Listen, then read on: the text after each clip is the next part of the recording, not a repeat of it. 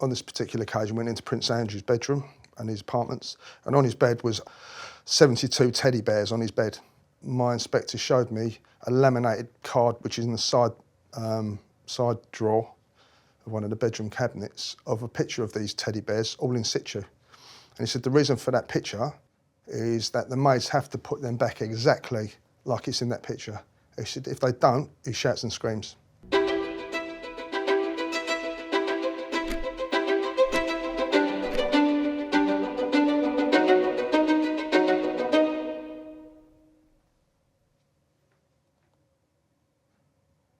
So, Paul, can you start with you explaining to me what actually the job of a Royal Protection Officer means?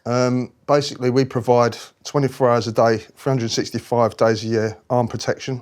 I was based at Buckingham Palace from 1998 till 2004, and my role was to protect the Queen, Prince Philip and Prince Andrew. They were the ones that lived at Buckingham Palace at that time. Can you give me a bit of an overview when you joined Buckingham Palace? When I joined, I think Princess Diana just passed away the year before. The unit at the time was sort of full of fairly older police officers coming to the end of their retirement, because it was sort of that kind of unit back then, was a place where you would go to sort of retire and see the last few years of your life at in the police. So from the impression I got when I got there, Prince Charles was not the most popular of individuals or members of the royal family because of what happened to Princess Diana. There was a lot of blame attached to him and the royal household. So the general feeling amongst officers was that it was his fault, what happened to Princess Diana. What were other members of the royal family like? They were all right, to be fair. Obviously, Prince William, Prince Harry, when I was there, they were only young, but they were really nice kids, would always talk to the police, always wave at them when they came in and out in the vehicles. The others were pretty much just quite straightforward, stern, didn't really have any conversation with them. The Queen was very nice. I met her on a number of occasions in the garden, and she would stop and talk. Obviously, you don't talk to her, she talks to you. But yeah, she would pass the time of day with you if she was in the garden. So you've mentioned that Prince Andrew was one of the people you were about to protect. So what was your first impression of Prince Andrew? He was very obnoxious, an angry individual. Obviously, we've got a lot of security procedures at the palace. Gates have to be locked, gates have to be secured. Guests must be vetted before they're let in. We never really heard any issues with sort of Prince Charles, Princess Anne or Prince Edward, because they weren't resident at Buckingham Palace. So my experience is purely with Prince Andrew and the ways to treat police officers, members of the royal household, the waiting staff, you know, the maids, the footmen, because we were there in direct contact with him. Prince Andrew would fly off the handle if we've not opened the gate for him in time, or if we've stopped one of his guests because we've not got the right ID or we haven't been given any information of who they are. It would be verbally abusive. Shout, swear, just a really rude individual. How would he treat other members of staff? The same. Maids, the maids come forward and explained that once he got her to come up 4 flights of stairs to open his curtains when he was sat right next to him.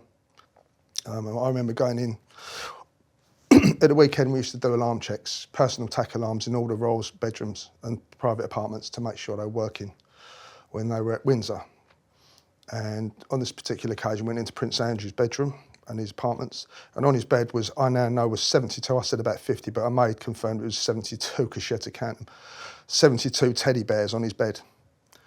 And just thinking, all right, okay.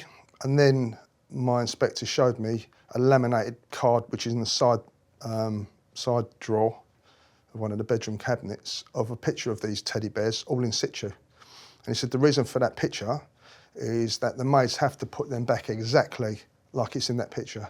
He said if they don't, he shouts and screams and abuses them. And then a maid came out and confirmed that she had to do that. Otherwise, he would shout and scream. So, you know, that's not really the actions of a sort of a nice person, you know, to have people having to do that. He's a very self-entitled person. I mean, more so than any member of the royal family. He stuck out like a sore thumb. No one liked him. Talking about Prince Andrew and people visiting him, who have you seen visiting Prince Andrew? Well, the one that I said publicly about 14 years ago was Ghislaine Maxwell. She was a very frequent guest of Prince Andrew.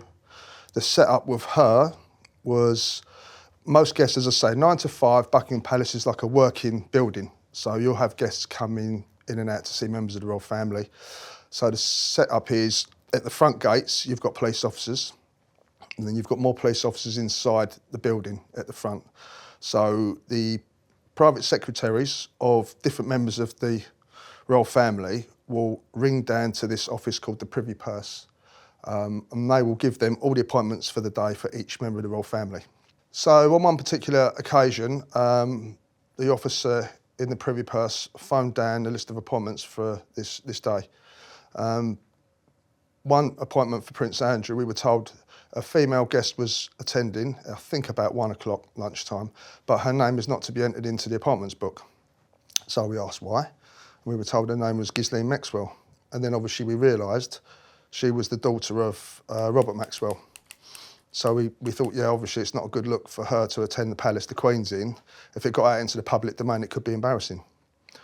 About an hour later, we walked through, we were relieved from post to walk back to the police lodge, and we walked into the garden, the back garden of Buckingham Palace, where the Queen's private apartments overlook.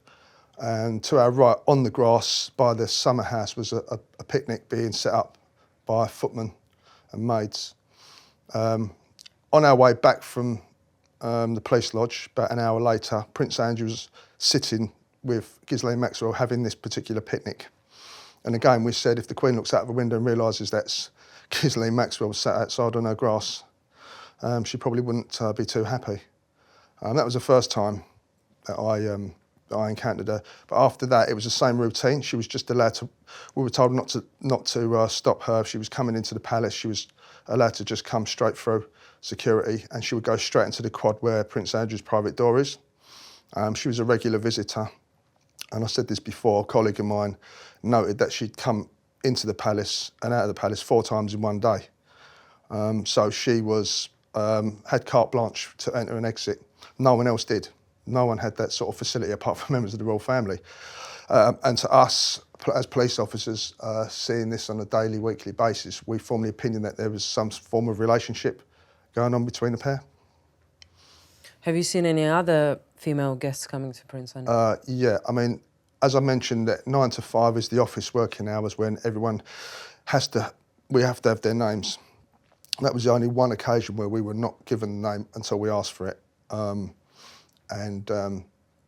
After 5 o'clock, the palace shuts. There's no more appointments, so it's private engagements, sort of like guests of the Queen, like friends and stuff like that, who may pop in, or Prince Philip might have a friend coming in. And Prince Andrew used to have many frequent female visitors after 5 p.m, up to 11 p.m. at night. The usual form was for us not to ask any questions. We were not given the names of most of the ladies that were attending. They would turn up at the front of the palace, say they're here to see Prince Andrew. We would ring his footman, his personal footman, and they would come down and we would let the females through.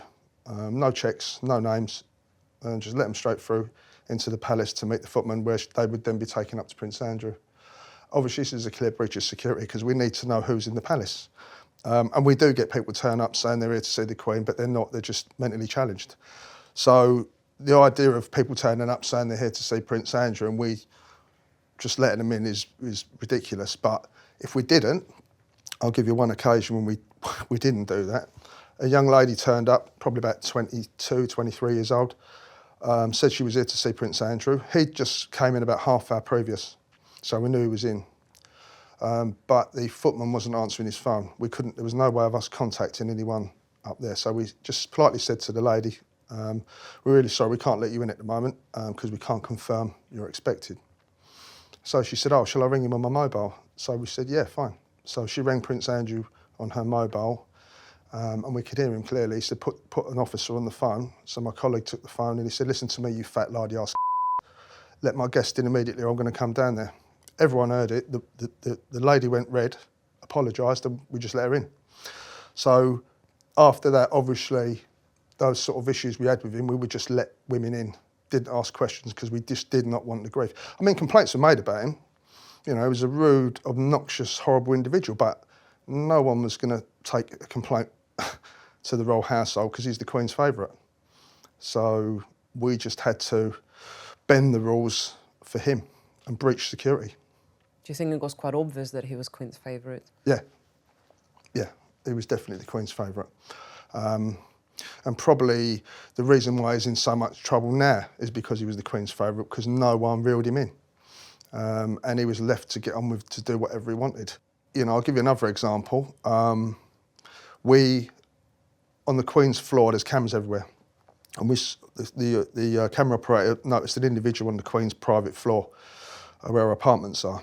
And we couldn't identify who it was. She wasn't in at the time, but it's still a potential security alert.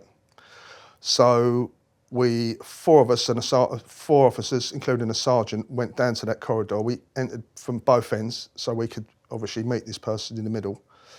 And as we got closer, we realised it was Prince Andrew. So my sergeant explained what had happened, apologised, said, look, we couldn't identify who it was on camera, so we've had to come and check it out. And instead of saying, oh, I say, no problem, he turned around and said, listen, this is my house, I'll go where I want, now off. You know, again, we're doing our job. There's no need to talk to police officers like that or anyone like that. You know, I've spoken out because people should know what Prince Andrew's really like and then judge for themselves. I mean, the stuff that I'm saying has been corroborated by other officers about how he bullies people, how he shouts and swears. You know, he's not a nice individual. That's the bottom line. Were you sort of surprised when the recent case against Prince Andrew? All I'm saying is, look, there's two sides to the coin. Prince Andrew, which we now know, and I think a lot of the people realise his mask has slipped now. He's not the clean-cut individual some staunch royalists thought he was. You know, he's obviously, you know, he's gone too far and he's said too many things. He's defended his relationship with a convicted paedophile. And that, to me, and a lot of police officers, you know, we just couldn't believe it because he's basically kicked dirt in the face of every survivor of sexual offences around the world. On the day-to-day basis, what possesses the greatest security risks to the royals? People that are mentally challenged, because you do get a lot of stalkers with the royal family. So Prince Andrew was at Windsor in his residence in Windsor. A female turns up in a black taxi, I think it was, says she's there to see Prince Andrew. She's got an appointment with him. The officers just let her straight in, and she was mentally challenged. She wasn't a guest, and that she was left to wander around his private house with him in there somewhere before they realised and detained her, and she was arrested.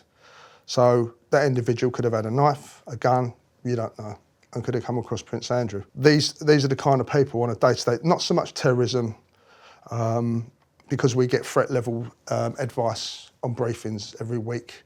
We will get a security threat assessment, basically, from the government that will tell us if there's any threats to the royals. So with the kind of hierarchy of protection, obviously the Queen is at the top of it. How many people are protecting her at the same time? Well, say, for example, at Buckingham Palace, you've got 24 hours a day, you've got 3 or 4 shifts, and each shift will probably have about 30 officers on it. So, and then that will stay there all the time, even when the Queen goes to Windsor, because there'll be the same contingent down at Windsor, or if she goes up to Balmoral, as I said, half the officers will go with her up to Balmoral. So she'll have quite a number of places. She'll have a corridor officer as well that's based outside her bedroom door 24 hours a day, 365 days a year. So as soon as she opens her door, there's someone standing there. So within seconds, they would be in her room if need be. From working as a Royal Protection Officer, what incident was the greatest security threat to the royals? We had Fagin, who, years before I was ever there, who actually got into the Queen's bedroom, sat on her bed. And that instigated a lot of it. I'm not going to go through security, but that instigated a lot of security overhauls within the palace. You know, there's a lot more cameras, beams, pressure pads. I mean, especially now I haven't been there for a long time, but I can imagine the upgrade is quite substantial. But Fagan was the worst, I think, of all time, apart from when Princess Anne was, they attempted to kidnap Princess Anne. And I think her protection officer was shot in the Mall. So yeah, that was the worst one. But actually getting inside the palace, it would be very, very difficult, because as soon as an alarm goes off, you touch certain areas, alarms will go off, cameras are trained on that position, and then officers will turn out, armed officers from inside the palace and outside the palace, plus helicopters, plus dogs. Within 5 minutes, the place is surrounded. So it's you know, if something ever did occur, it would be shut down immediately. But during your time there, you haven't witnessed anything, you think? No. You know, let me think. No. No one's got in. Moving on to other members of the royal family, there's been quite a lot of news going on about Harry and Meghan and Harry leaving the royal family. Is that something you could see coming? Meghan Markle, I think she was 35 or 30 when she came into the royal family. She'd had a life, she was an actress, she'd been married before, so she was pretty much clued up. And I think what's happened is she's come into the royal family and this archaic system has tried to control her and say, you will do this, you will do that, you will not go here, you will not go there. And she's just said, no, I'm not going to live like that. And I think that's why the issue was, because Meghan would not conform to the rules of the royal household and she wanted to actually have a life, then that's where the problem started. I want to talk a little bit about the whole idea of the royal family generally. As someone who's been around Buckingham Palace and seen the lifestyle of the people there, I think what's going to happen is when the Queen passes away, then I think the government will look at slimming down the royal family because of the cost implications. Potentially, you'd probably get Charles, Camilla, William and his wife as the four main royals, with their children, obviously. And I think the rest their security may well be slimmed down, and so there'll never be a time when it's abolished. There'll never be a time when it's abolished. Slimmed down, yeah. You know, like I said, to probably 4 individuals plus William's children. So, I mean, they already did it with Harry. They cut off his security, you know, because his bill, I think initially when he left, he had Met officers living in Canada with him. And I think that was stopped. But there's questions all over the place about who's paying for what. But I certainly know the security bill was very, very high, and they'll be looking to slim that down once the Queen passes away. My next bit of kit, not necessarily going to be that obvious, but it's a phone. I had a very well-known Hollywood celebrity that was single, so it was very handy to give him one of these with a pay-as-you-go SIM, which made his life a lot easier if he was giving out his numbers to new friends.